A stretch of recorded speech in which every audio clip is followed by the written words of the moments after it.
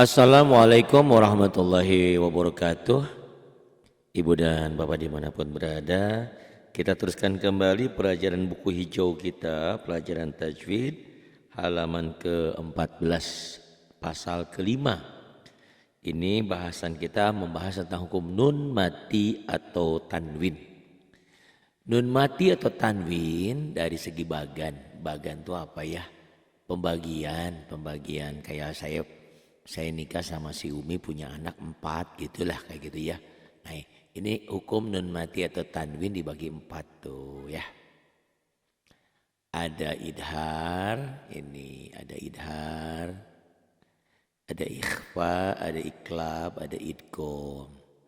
Nah, kapan nun mati atau tanwin ini menjadi idhar, kapan menjadi ikhfa, kapan menjadi iklab, kapan menjadi idgham? Tergantung. Kok tergantung? Iya. Setelah nun mati atau tanwinnya ketemu huruf apa? Gitu. Karena dari 4 huruf ini punya anggota, punya kelompok gitu ya. Itu. Nanti nun mati atau tanwin bisa menjadi idhar kalau bertemu dengan salah satu huruf idhar yang 6 ini itu ya. Hamzah atau alif, ha, ain, ha kecil, ghin dan kho. Ini huruf idhar 6. Nah, kalau nun mati atau tanwin bertemu dengan salah satu huruf yang 6 ini, maka dibacanya idhar, dibacanya jelas. Kemudian nanti kalau nun mati atau tanwin ini berhadapan dengan huruf idgham, hurufnya yarmaluna yakni ya ro mim lam waw nun, dibacanya melebur. Jadi kalau idhar ibarat air dan minyak pisah.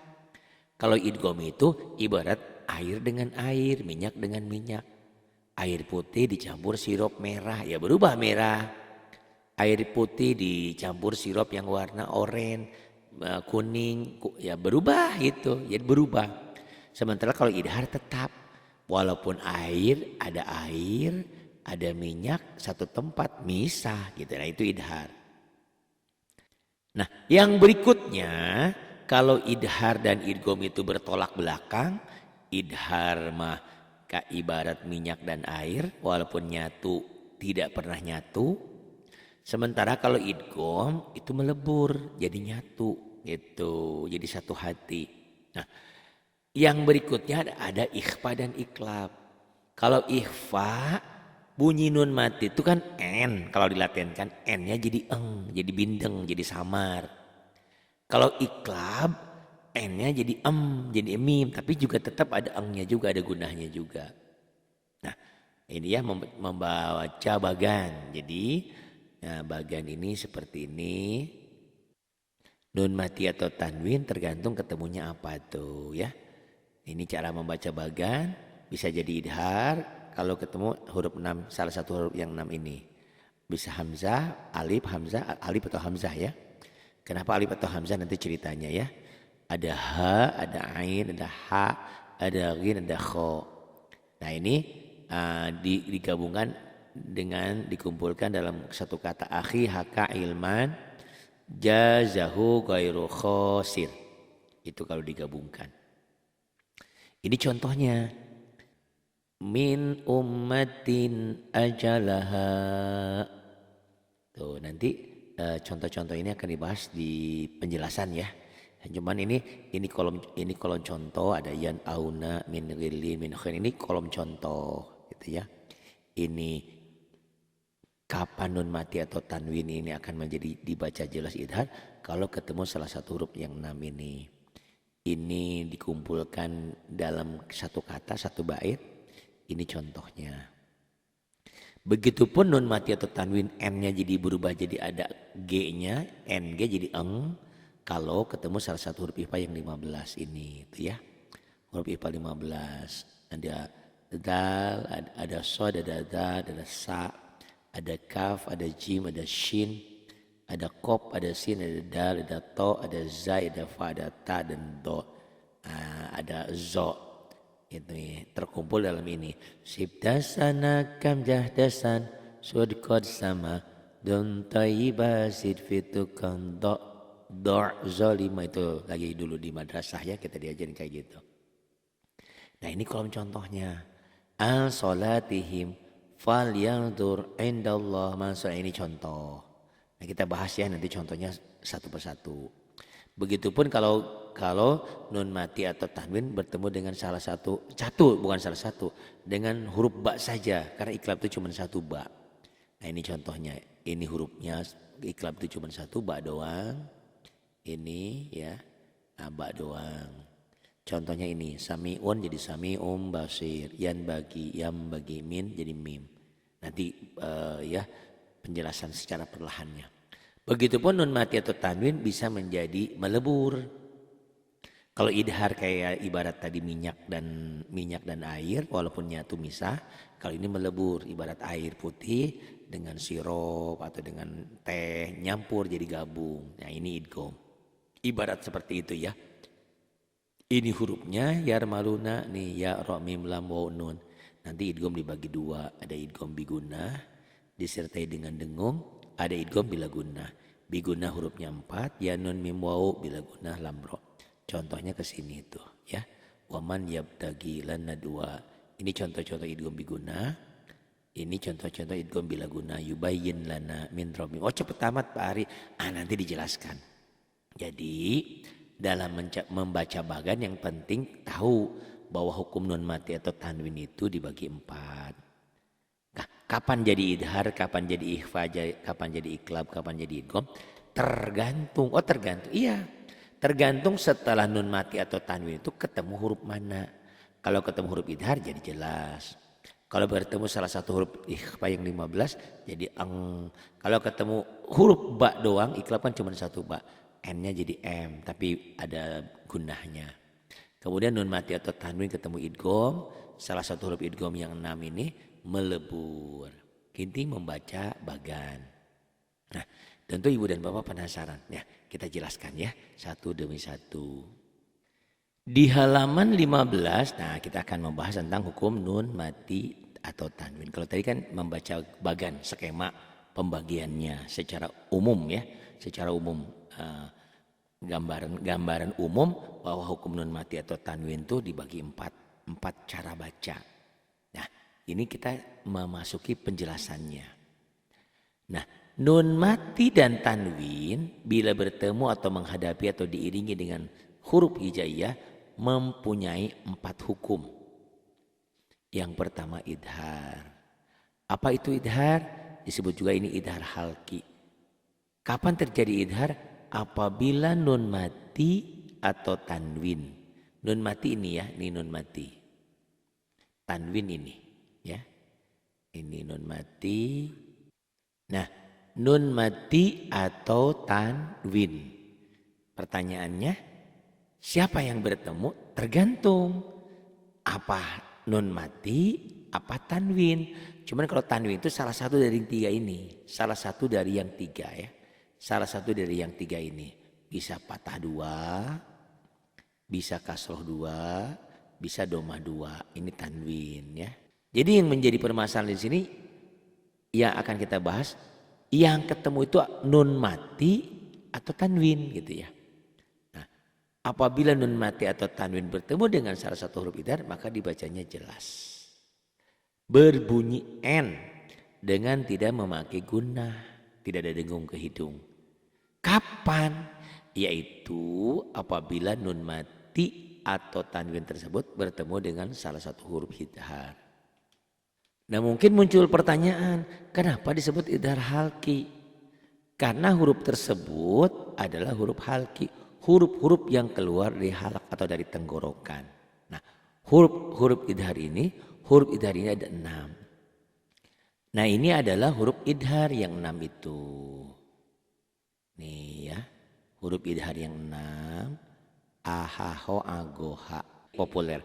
Hamzun fahaun summa ainun ha'u mukhmalatani summa ghinun kha'u. Ini maksudnya yang 6 ini dikumpulkan dengan salah satu dari lagu-lagu ini. Bait ini ya, mana aja. Kalau kami selalu di pesantren online atau di pesantren kilat dulu ya ngajarin anak-anak. Selalu pakai yang ini yang lebih mudah. Ahaho agoha. Huruf idhar ada berapa? 6. Ahaho agoha ini. Ahaho go, ha dikasih patah semua. Ahaho agoha itu ya. Nah sekarang lihat contoh ya. Nun mati bertemu dengan huruf idhar ada dua macam. Pertama, nun mati pada satu kalimat, huruf idhar di kalimat lain. Pengertian kalimat itu kata ya, jangan bingung. Nih, min ummatin tuh ya. Nun mati ketemu alif atau hamzah ya. Kenapa sih alif? Karena memang cetakan Indonesia alif, harusnya menulis alif itu ada hamzahnya gitu. Tuh harusnya gitu, itu hamzah alif. Nah dari contoh min ummatin ini yang benar sebetulnya nun mati atau nun sukun ketemu hamzah, bukan ketemu alif. Tapi di Indonesia kan sudah salah kaprah. Ini alif, padahal bukan, ini hamzah. Nih karena nulis alif dan nulisnya kayak gini harusnya. Tuh di atas alif ada hamzahnya. Tapi kenyataannya di cetakan Indonesia pasti ini tidak ada hamzah ini. Gitu ya. Gimana? Nggak gimana. Pokoknya mah cari mudahnya aja lah. Itu ya. Tuh. Min ummatin. Apa hukumnya? Idhar. Kenapa? Karena nun mati atau nun sukun ketemu alif atau ketemu hamzah. Nah, dibacanya tuh min ummatin. Nah, bisa disimpulkan bahwa idhar itu tulisannya ini, tulisan Arabnya. Dibacanya ini. Jadi antara tulisan dan bacaan sinkron, podo bae, sama aja. Ditulisnya begitu, dibacanya begitu. Makanya di Quran warna yang kami miliki, setiap yang warna hitam itu diantaranya adalah idhar. Yang warna hitam itu dibacanya apa adanya. Tulisan dan bacaan sama. Ditulisnya begitu, dibacanya juga begitu. Itu idhar. Min ummatin. Latihannya seperti disentak. Tapi tidak boleh dihentak. Tidak boleh ada hentakan. Tapi untuk kita yang usia senja, udah asar mau maghrib, ya mau gak mau harus agak disentak latihan. Min ummatin. Tuh begitu. Nun sukun, nun mati ketemu alif. Yang kedua adalah in huwa. Pertanyaannya apa hukumnya? Hukumnya idhar. Kenapa idhar? Karena nun sukun, karena nun mati ketemu ha. Tulisannya begini, in huwa, dibacanya juga begitu. Jadi antara tulisan dan bacaan sama. Itulah idhar. Atau tadi saya bilang di Quran warna kita antara tulisan dan bacaan podo bae sama saja. Contoh berikutnya adalah min ilmin. Apa hukumnya? Idhar. Kenapa idhar? Karena nun sukun, nun mati ketemu ain. Tulisannya min ilmin, dibacanya juga min ilmin. Jadi idhar itu tulisan dan bacaan sama persis. Ditulisnya begitu, dibacanya begitu. Makanya di Quran warna tulisan yang warna hitam dibacanya apa adanya, netral. Kok ditulis begitu? Kok diulang-ulang perkataan itu? Karena nanti ada tulisan dan bacaan berbeda. Itu nanti hukum yang lainnya ya, selain idhar ini. Kemudian min ghillin. Apa hukumnya? Idhar. Kenapa idhar? Karena nun sukun, ini nun sukun. Karena nun mati bertemu dengan ghin. Emang ghin huruf apa? Kan salah satu dari huruf itu ya, idhar itu a, ha, kho, a, ain, a, ghin, ha tuh ahaho agoha kan? Itu ahaho agoha. Nigin. Nah berarti ini kan tuh gin tuh min gilin ya. Min khairin hukumnya idhar. Kenapa idhar? Karena nun mati ketemu kho nih kho ya. Tuh ke sini kho. Tuh ya. Min khairin. Tulisan dan bacaan sama. Ditulisnya min khairin, dibaca juga min khairin. Tanpa ditahan, tanpa dengung, dibaca apa adanya, tanpa ditekan juga ya, hanya latihannya aja ditahan.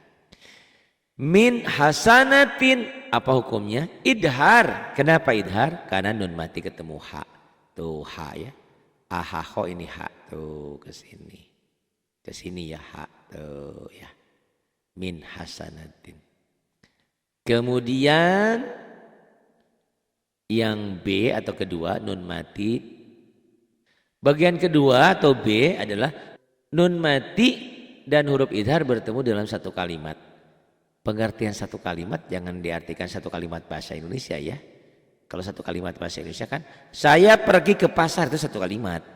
Ya, ibu lagi masak di dapur itu satu kalimat. Tapi dalam bahasa Arab satu kata ini satu kalimat. Jadi satu kata dalam bahasa Arab itu kata satu kata, satu kalimat ya ini disebutnya satu kalimat. Dalam bahasa Indonesia satu kata gitu loh. Makanya bingung nyari kalimat mana. Ini satu kata itu disebut satu kalimat. Itu yang kadang-kadang nggak nyambung ya. Terus satu kalimat dalam bahasa Arab apa? Nanti jumlah mufidah. Ada jumlah ismiyah, jumlah fi'liyah ya. Nanti kita kaji dalam belajar bahasa Arab, nahwu shorof dan terjemah perkata insyaallah ya. Nah ini. Yan'iku hukumnya apa? Idhar. Kenapa? Karena nun mati, nun sukun ketemu ain. Ini nun sukunnya ya. Ini nun sukunnya nih. Nun mati ketemu ain. Nun mati ketemu ain. Ditulisnya yan'iku, dibacanya juga yan'iku, itulah idhar. Kemudian yanhauna. Apa hukumnya yanhauna? Idhar juga. Kenapa idhar? Nih, karena nun mati, nun sukun ketemu dengan ha. Ini ha ya. Ha itu kan gitu ya, ha. Ini hanya ha di tengah tuh, ha. Ha nih, ini ha. Nih ketemu ha ya. Nah ini ketemu ha. Nun mati bertemu dengan ha hadada. Yan'auna hukumnya juga idhar. Kenapa idhar? Karena nun mati ketemu hamzah. Nah ini hamzahnya. Tuh ya, nun mati bertemu dengan hamzah atau alif. Ya, sebetulnya bukan alif ya hamzah. Tapi kadang-kadang kita masih rancu antara alif dan hamzah. Nanti dijelaskan secara seksama ya, apa perbedaan antara alif dan hamzah. Contoh berikutnya adalah fasayun ghiduna. Hukumnya idhar. Kenapa idhar? Karena nun sukun, ini nun sukunnya, nih nun sukun. Karena nun sukun tuh ketemu ghin, idhar hukumnya ya. Fasayun ghiduna. Hukumnya idhar karena nun mati ketemu ghin. Wal munkhaniqah. Apa hukumnya wal munkhaniqah? Idhar. Kita cari. Ada apa? Ada tanwin? Oh enggak ada. Adanya apa? Adanya nun mati itu. Nun mati bertemu dengan kho. Ditulisnya wal munkhaniqatu, dibacanya juga sama. Wal munkhaniqatu. Gitu. Cuma masalahnya kalau tulisan Latin pasti begini. Pasti salah. Ini kan bukan wal munkhaniqatu, ini ada o-nya nih. Tuh wal munkhaniqatu. Itu makanya kalau saya bilang baca Quran pakai Latin tanpa guru pasti salah. Kayak itu ya, ro-nya jadi ra, o-nya jadi a, begitu. Banyak huruf-huruf yang tidak tepat kalau kita baca Quran pakai Latin. Gimana tuh Pak Ari? Boleh pakai Latin tapi harus ada gurunya. Gitu ya. Biar ditunjukkan bunyi yang sebenarnya. Kemudian ini adalah tanwin bertemu dengan huruf idhar hanya dalam satu macam. Yaitu tanwin di satu kalimat, huruf idhar di kalimat lain. Gak ada yang satu kalimat, gak ada yang satu kata ya. Itu ya iyalah tanwin gak bisa nyatu dalam satu kata ya. Tak ada tanwin yang bertemu dengan huruf idhar di satu kalimat. Contoh. Min ummatin ajalaha. Hukumnya idhar. Kenapa? Karena nun mati itu nun mati bertemu dengan alif atau hamzah. Ya. Min ummatin, ada lagi ini tanwin. Ada tanwin. Tanwin itu kan 3 ya. Tanwin 3 bisa an, bisa in, bisa un. Ternyata di sini in. Kasroh tain ketemu alif atau hamzah ya. Jadi di sini ada 2 hukum tuh. Idhar hukum nun mati ketemu alif atau hamzah. Kemudian tanwin ketemu alif atau hamzah. Kok alif atau hamzah? Sebetulnya hamzahnya harusnya nulisnya gitu tuh. Tapi cetakan Indonesia kenyataannya begini. Gitu ya. Jadi kalau ada yang bilang nun mati ketemu alif, ya memang begitu fisiknya. tanwin ketemu alif emang begitu, walaupun salah. Harusnya nun mati ketemu hamzah. Kemudian jurufin harin. Hukumnya idhar. Kenapa idhar? Karena tanwin atau kasrotain nih. Kasrotain ketemu ha dada. Ditulisnya jurufin harin. Dibacanya juga sama. Jurufin harin. Kemudian goniyun anil alamin. Goniyun tuh. Hukumnya apa? Hukumnya idhar. Kenapa? Karena domatain atau tanwin ketemu ain. Itu. Huruf idhar kan tadi namanya ahaho agoha. A, ha, kho, ain, a, go, ha. Ahaho agoha. Ahaho. Tuh lupa titik, salah ya. Jadi harus pakai titik. Ahaho agoha. Nah ini. Domatain ketemu ain ya. Ghaniyun ketemu ain. Anil alamin. Kemudian nah ini li ahadin indahu. Hukumnya apa? Idhar. Kenapa? Karena kasrotain tuh tanwin ketemu ain.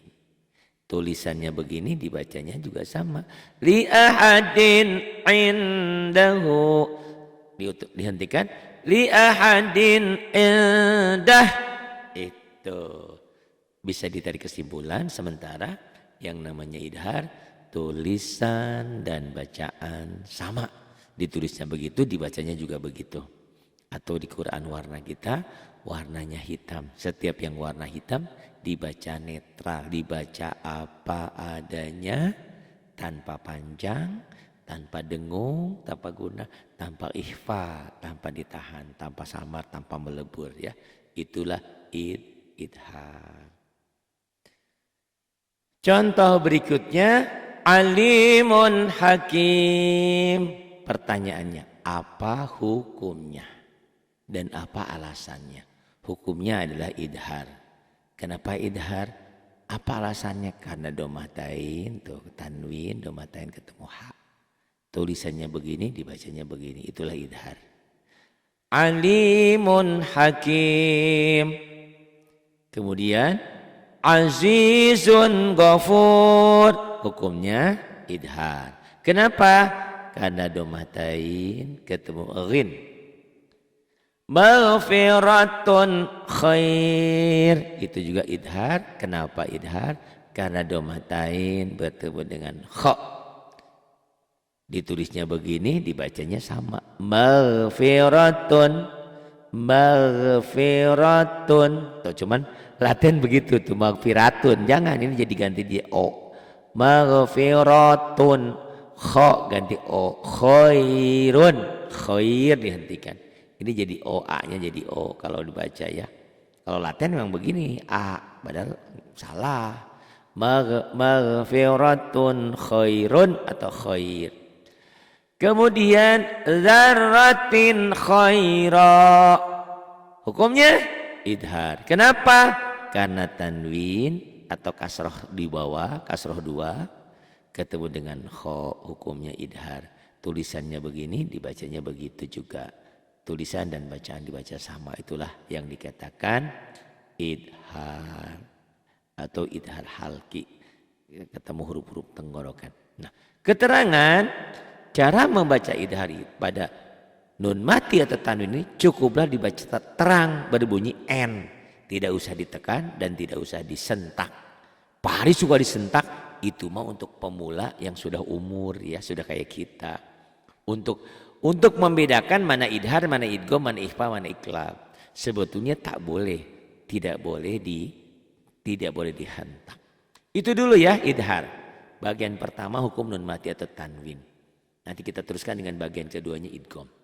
Terima kasih. Billahi taufiq wal hidayah. Wassalamualaikum warahmatullahi wabarakatuh.